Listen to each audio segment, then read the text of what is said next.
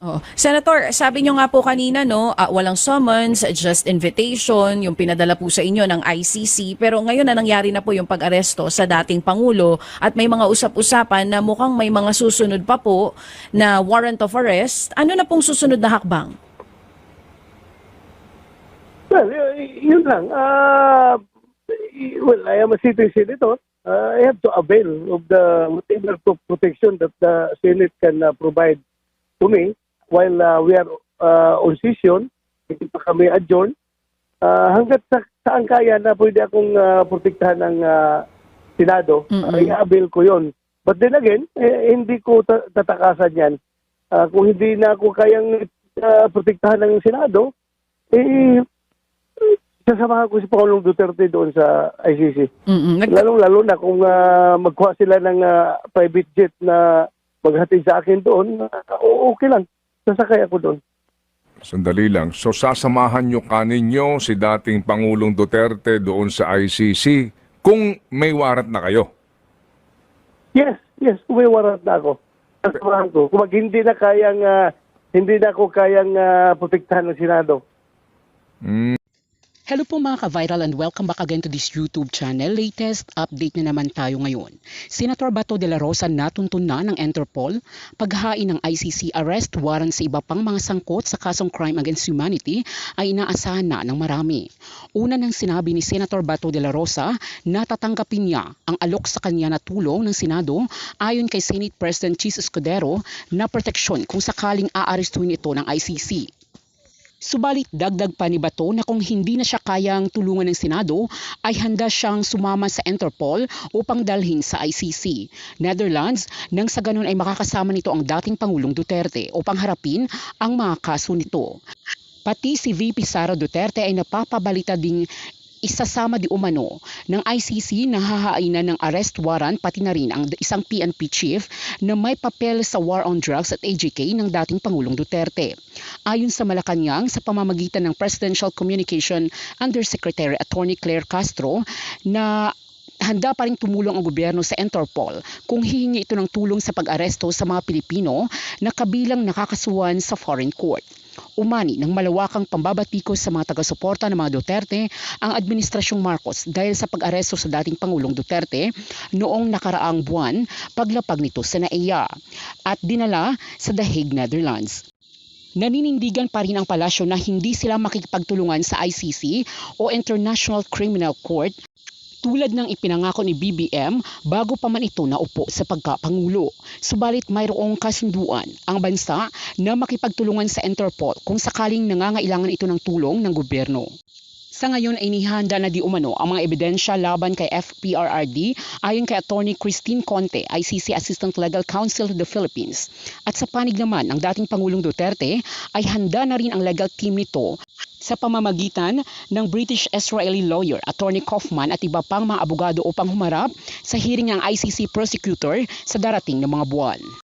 No, bago po maglabas ng 50 arrest warrant. Kayo ba'y nakatanggap na po ng summons from ICC on this issue? Wala pa namang summon. Invitation lang, may natanggap kami invitation na interviewin daw. Mag-interview daw sila sa atin.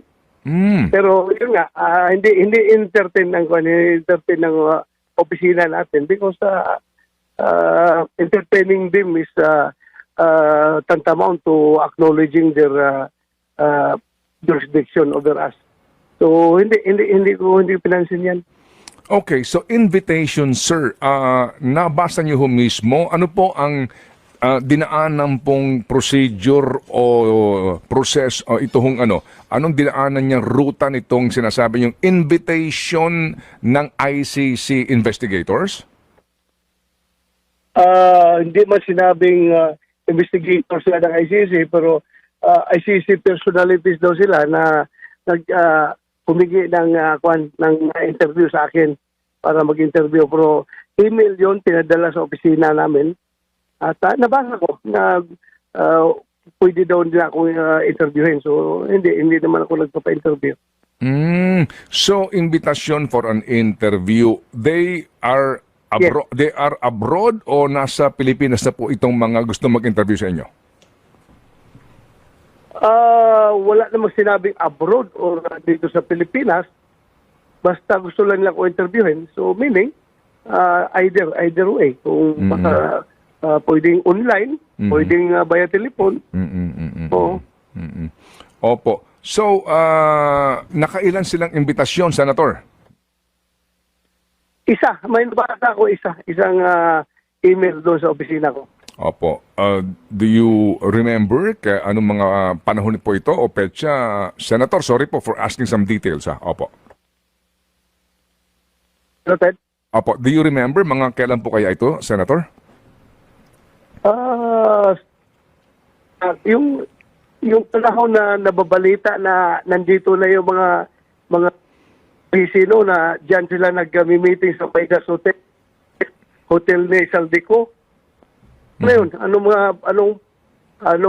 November, October, mga ganong panahon. May balita kayo na merong mga ICC investigators na nasa Pilipinas at nagpupulong. Ito yung mga panahon na kaninyo nakatanggap kayo ng invitation for an interview mula sa ICC investigators, to make it clear, Senator. Yes. Kaya klaro yan, Ted. If you can remember, no, na in-interview mo ako noon tungkol doon sa partisipasyon ni Director General na si General De Leon at saka si Speaker Romualdez, na kinausap nila si General Karamat na mag-testify laban kay President Duterte, laban sa amin. Yun yung panahon na yun. Yun yung mga panahon na yun. Opo. Sige po. So, kung sa inyo pong pagkakaalala, one-time invitation lang ito for interview. Yes. One-time invitation for interview. Opo. Ngayon po ba, ano pa rin ang inyong stand? In case po ba may dumating na summon or another invitation to interview you nga on this particular issue na kinakaharap ng dating Pangulong Duterte, will you now avail yourself of this opportunity? Hindi pa rin, Ted. Hindi pa rin. Okay. I will not avail. Okay. May tanong po si Chacha. Go ahead. Yes po. Senator Bato, simula po nang mangyari itong pag-aresto sa Pangulong Duterte at ngayon nga po yung nasa the Netherlands na siya, nagkaroon na po ba kayo ng tsansa na makausap ang dating Pangulo? Hindi na digit sa ang last namin na komunikasyon nung nasa aeroplano na sila through East Bingbong Medialdia kami nagtitiksa Nag-uusap po kayo. Komunikasyon namin. Oo, si Attorney Medaldia. Opo. Pero si mismong dating Pangulong Duterte, hindi niyo po nakausap? Hindi na. Nung pong time na nangyari po yung pag-aresto, nandoon si Senator Bongo, maging yung ilang pong kaalyado ng dating Pangulong Duterte, and nag-expect po ang tao na nandoon kayo. Pero bakit hindi po kayo nagpunta? Hello. Yes po, Senator. Narinig niyo po yung katanungan natin? Pakiulit, DJ. Opo, pasensya na po. Sige po. Senator Bato, nung panahon na nangyari po yung pag-aresto kay dating Pangulong Duterte sa NAIA at dinala na po siya dito sa Villamor Air Base, nandoon po yung mga kaalyado ng dating Pangulo, si Senator Bongo, nandoon po, maging yung ilan pa pong mga kaalyado niya. Yung mga tao po nag-expect na nandun kayo, bakit hindi po kayo nagpunta? Sabi ko nga, nasa bukid nangangampanya, pero nung nangyari yun if you can remember, di ba nasa Hong Kong. Opo. Hong Kong. So gusto nung Friday na yun, yung madaling araw yung flight ko, alas 3, papuntang Hong Kong, dahil sasama ko doon sa kampanya doon sa mga OFW. Pero nalaman ko, before ko umalis, nalaman ko na meron nag-improve sa akin na may aresto daw kaming dalawa ni Pangulong Duterte para sa ICC. So, nagpaalam na lang ako doon sa kanila na hindi na ako hahabol.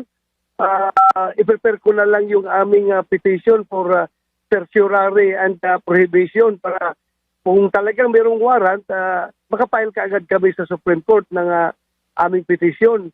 So, yun hindi na ako umalis.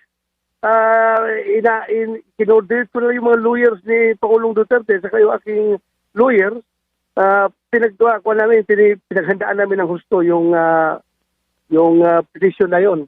Kaya nga, hindi ako sumasagot sa mga tawag, pinatay ko yung cellphone dahil naghahabol kami ng oras para mahabol namin sa Supreme Court yung aming ipapile na petition.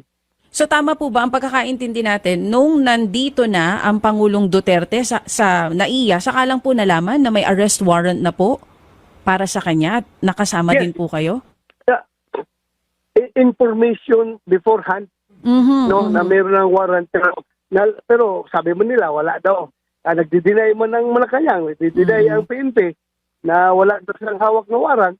So, but then, nag-prepare pa rin tayo. So, doon na lang natin nalaman talaga na inatang na sila sa airport pag pauwi. Opo. Did you share the intel that you got na meron ng warrant para sa iyo at kay dating Pangulong Duterte, dito mismo kay Pangulong Duterte at sa kanyang party? Kasi malaking bagay yon kung may intel report ka na po, Senator, baka malamang hindi nangyari yung arrest dahil nga na-preempt nila or nagbago ang kanilang plano, hindi mo na uuwi o mga ganun po. Paano po, ano ho ang inyong, paano nyo ginamit yung intel na yon para ho sa kaalaman din ni Presidente Duterte? Senior ko kagad sa kanila.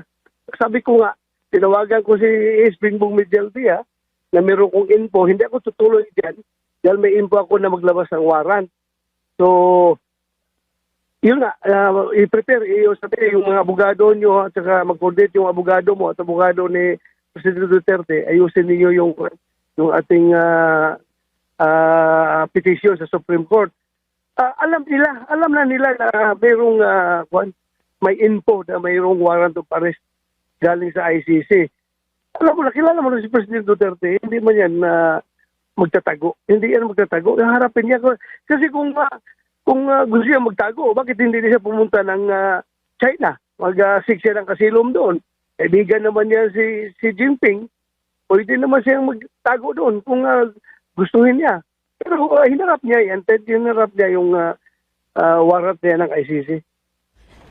So, so yung mga, alam nyo na, kadami kasing mga kung ano-anong mga fake news ngayon, di ba?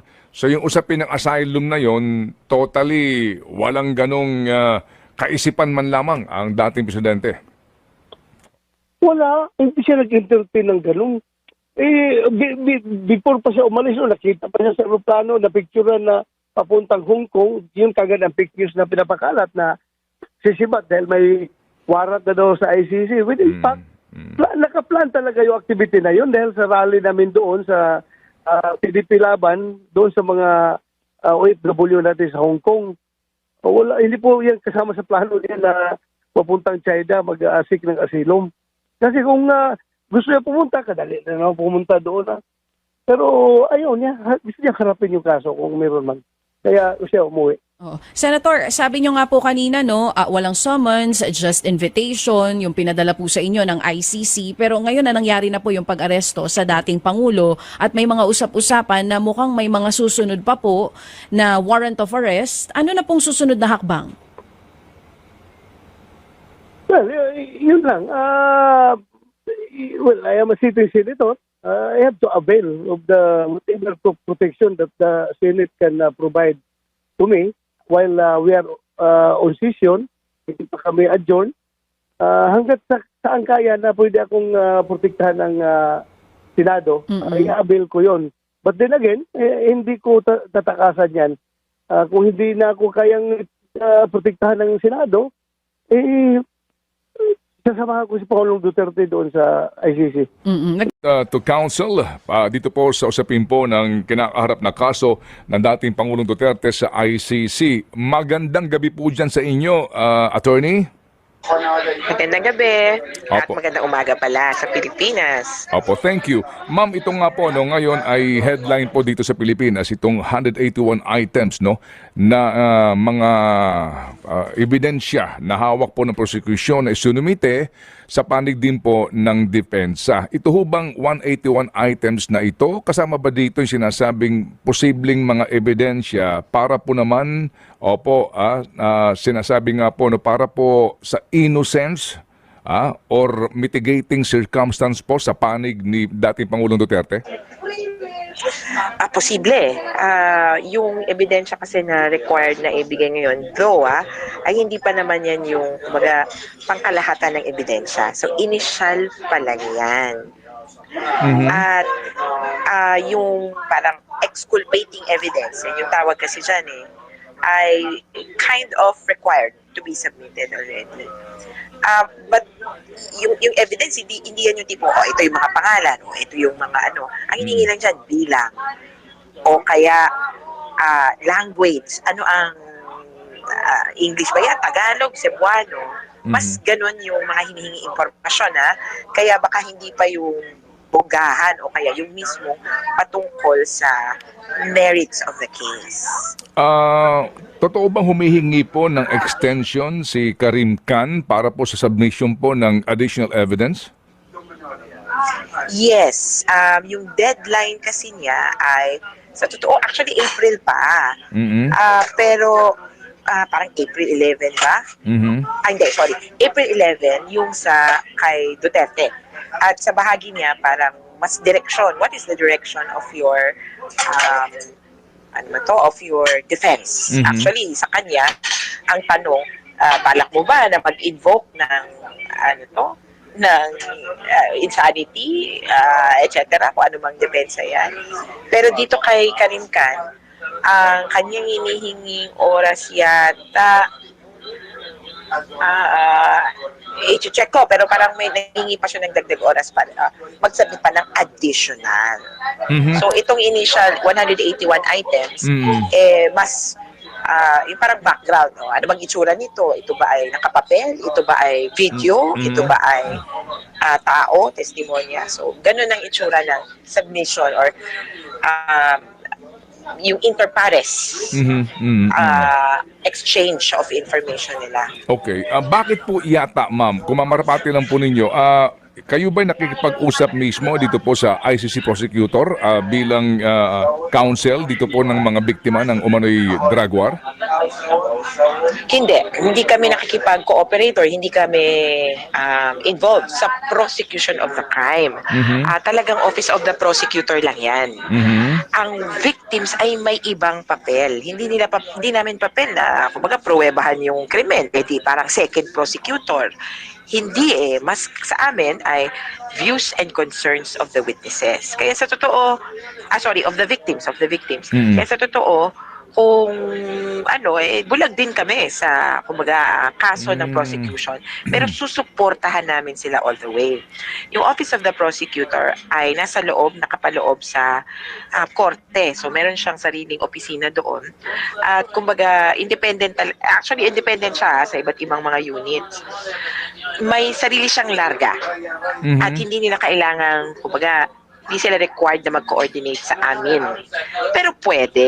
Ayan. So, yun naman yung arena. Pwede. Kaya lang, syempre, sila? Very strict about, una, disclosure rules. And pangalawa, about possibility of evidence coming into their play. That nabagit mo nga, exculpatory evidence. So, una, kapag kasi kami ang nagbigay o kung sino man ang nagbigay, kailangan nilang sabihin sa kabila kung sino ang nagbigay. May ganon. Hindi yung tipong gulatan na nakita na lang namin out of nowhere ito. Kailangan may source para ma-vet din nung kabila. Kaya delikado yan, lalo na kung confidential yung information o kaya yung may hawak ng impormasyon, walang may kilala, tapos biglang hihingin yon kung sino ang may hawak. Then pangalawa, yung exculpatory evidence, lagi-lagi yung ini-invoke na. Alam mo yung, ewan ko pero kung minsan dito sa Pilipinas, kapag palagay mo hindi makakabuti sa kliyente mo, hindi mo nilang sinasabi sa kabila. Parang gano'n hayaan mo siyang kunin yan. Dito sa ICC, hindi. Kapag ikaw prosecution, ang objective mo, makonvict siya, nakakuha ka ng ebidensya. For example, kalaunan, makakakuha ka ng magsasabi na, palagay ko po, hindi naman si Duterte ang may gawa niyan. Kunyari ganong testimonya, kailangan mong ibigay sa defense para magamit nila yon. Kaya may ganon kaming sensitivities. Kaya hindi kami kaagad-agad at hindi fully cooperating with the prosecutor. They can do it on their own. Trial ready na yung mga yan. Okay, so para ho mas maintindihan naming lahat, no? Nung panahon po na nag-iimbestiga pa itong prosecutor ng ICC, nagkaroon ba kayo ng chance together with the witnesses dito po sa kasong ito na makaharap siya para nga sa pag-establish nito pong mga facts na maari pong makonsider for the issuance of the arrest warrant? Si Karim Khan mismo, hindi. Walang ganong medyo stricto sila at kumbaga independent. Kumbaga sabi nila, you can give us the leads. Yung parang, sige, sabihin nyo sa amin kung anong impormasyon. And we did that with the submission of communications to the court. But they will investigate. Kung may conclusion, hindi nila kukunin yung conclusion namin. At sabi ko, very very stringent. Kasi sa atin, parang kung sige, bigay mo na lang sa akin lahat yan. Ako nang bahala. Or ako na ang i-adapt ko na lang kung anong sinabi mo. Ito hindi mag-i-imbestiga talaga yung court. At kahit pa nagbigay ka na ng impormasyon or ebidensya na parang kumpleto na, sila gusto nila na makumpirma, makausap mismo yung, kunyari, may ni-refer kang witness, kakausapin din ulit nila yung witness na yun. Kaya sabi ko nga, medyo ibang standards. Ako, natutuwa ako kasi makikita mo na yung independence of the prosecutor from the kasi hindi parang ang lalabas sa atin kung anong sasabihin ng nagsasakdal o private complainant, tatanggapin na lang ng prosecutor kasi wala na siyang oras or tamad na siya or kung ano man. Dito talagang napakasigasi. Gagawa sila ng paraan na maimbestigahan bawat isa. Sabi nga nila, nagsabit kami ng mga communications. Meron daw mga footnote. Merong mga footnote. Isa-isa ida-download nila yung footnote. Kunyari, footnote, news report tungkol sa ganitong patayan. Da-download nila yan and they will cross-check. Okay.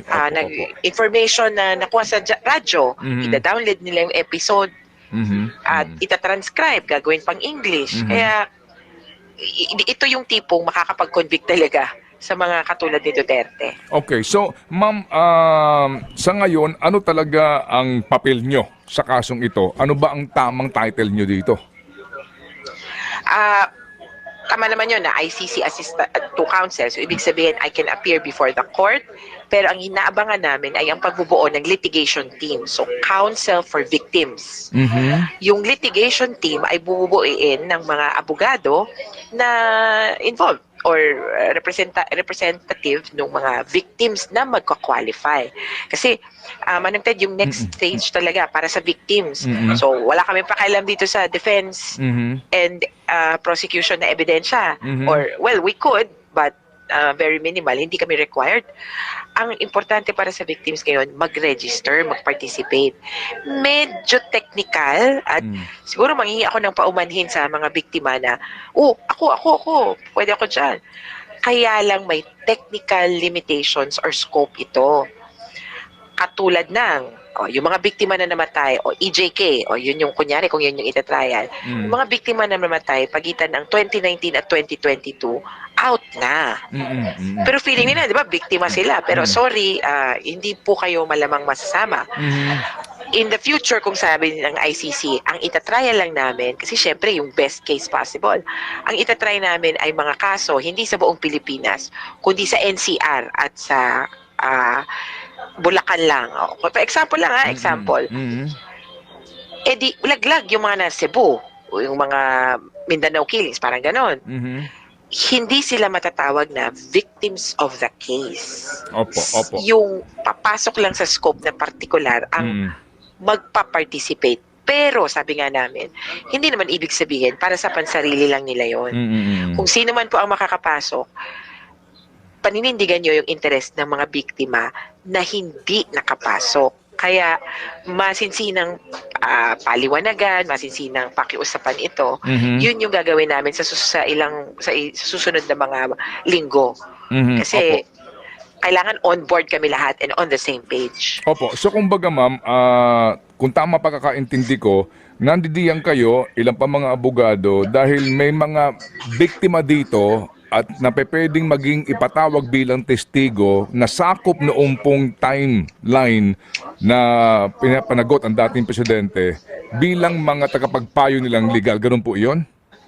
Yun. Kaya lang, i-klaro ko kasi siguro nga sa atin, ang pag sinabing biktima Mhm. or private complainant, nagwi-witness. Mhm. Sa ICC, hindi automatic. Okay. Opo. Hindi automatic. May ilang witness na pwedeng may ilang biktima na pwedeng mag-participate na witness.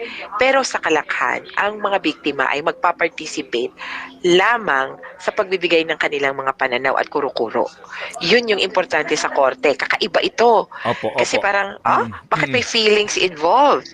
Well, these feelings matter. At kunyari, sa korte, tatanungin nila, ito may nag-a-apply for interim release. Mhm. Labas sa legal arguments, labas sa jurisprudence, labas sa mga kung ano pang gusto nyong legal na argumento at issue, ano ang pananaw ng biktima? Pwede sabihin ng mga biktima, natatakot po kami kasi baka balikan kami. Mhm. Ayaw po namin yan kasi hindi siya measure of justice. Ayun, parang ganun. Mas yun yung kukonsentratan dapat ng lawyers for the victims or counsels for victims. Okay, sige po. Again, Mhm. hindi kami pwedeng hindi directly involved dun sa prosecution, hindi kami second prosecutor. Mhm. Bagaman kakampi namin, syempre. Ang kailangan talaga ay mag-concentrate ano ang pananaw ng mga biktima. Medyo iba, no? Opo. Attorney, ganito, no? Sa ating po kasing patakaran, the accused have the right to face the accuser, no? So, diyan ho ba ganun din kapag ito lang po, no, theoretical, no? Kung doon sa iniharap na mga ebidensya ng prosecution at mga posibleng testigo, kung ilalabas man po ito eventually, maaari sabihin po ng depensa na itong si Juan de la Cruz na nagsasabi na kasama siya sa mga testigo noong 43 deaths na binabanggit na sakop ng timeline na ito. Gusto ko makaharap dito sa husgadong ito. Pwede po yun. Yes, yun naman talaga, the right of the accused to Face the controvert accuser. evidence and to confront the accuser is sacred. Okay. Pero meron niyang mga, syempre, minsan biktima yung haharap. Para din sa ICC, malaki din ang premium at malaki ang pagtingin nila na ang biktima kapag kinaharap yung accuser, baka matroma. Kaya yung nakita natin nung first appearance, may online appearance, baka pwedeng ganon. So, bihira na pagsamahin ng ICC yung victim and the perpetrator on the same in the same room. Okay. Opo. Kasi baka ma-retraumatize. Kaya pwedeng ganun at yun naman ay substantial compliance dun sa karapatan na to confront. Ayan, no? Kaharap mo pero sa TV. So pwedeng gawa ng paraan for kumbaga, protection din ng biktima and even yung accused. Opo. Sa ibang pagkakataon, kung di tayo manonood tayo online, tutok tayo dyan, nakapixelate yung video. Okay, opo. Sige. So, Hindi mo kita yung mukha. At saka hindi nakapangalan. Opo, sige. So may Attorney. mga paraan. Apo. Attorney, kasi po confirmation of charges lang po ang mangyayari, supposed to be on September, right? Opo, tama. Yes. Okay. And then, between now and September, maaari pong mag-apila ang depensa na pansamantalang palayain siya, no? Oo. At dun ho bang sa ganung pagkakataon, kapag ito po'y na-formalize ng